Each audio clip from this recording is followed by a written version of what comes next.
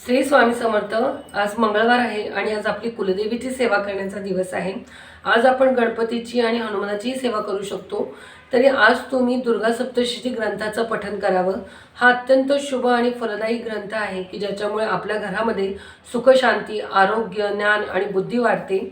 तसेच कुठलेही संकट निवारण्यासाठी, इच्छापूर्तीसाठी किंवा आध्यात्मिक उन्नतीसाठी आपण आपल्या कुलदेवीची सेवा केली पाहिजे।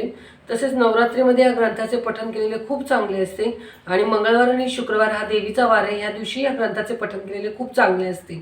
त्याच्यामुळे आपल्या जीवनात जी काय अडथळे, संकट येतात, दुःख, ते सगळं नाहीसं होतं। आपल्या घरामध्ये सुख समृद्धी येते, धनलाभ होतो, शांती वाढते कुटुंबामध्ये। तसेच आपल्या घरात जर एखादी आजारी व्यक्ती असेल तर तिला आरोग्य लाभते, शारीरिक मानसिक आपलं स्वतःचं आरोग्य सुधारतं, आपली बुद्धी वाढते। आपण काही खास मनोकामना असतील, काही खास इच्छा असतील तर त्याच्यासाठी आपण संकल्पयुक्त पाठ करू शकतो की जेणेकरून आपल्या इच्छा पूर्ण व्हाव्यात, आपल्या मनोकामना पूर्ण व्हाव्यात। आपले शत्रू असतील कोणी तर ते आपल्याला त्रास देत असतील, त्याच्यामुळे घरामध्ये भांडणं होत असतील तर त्या शत्रूंवर विजय मिळवण्यासाठी सुद्धा आपल्या देवीची शक्ती खूप महत्त्वाची असते।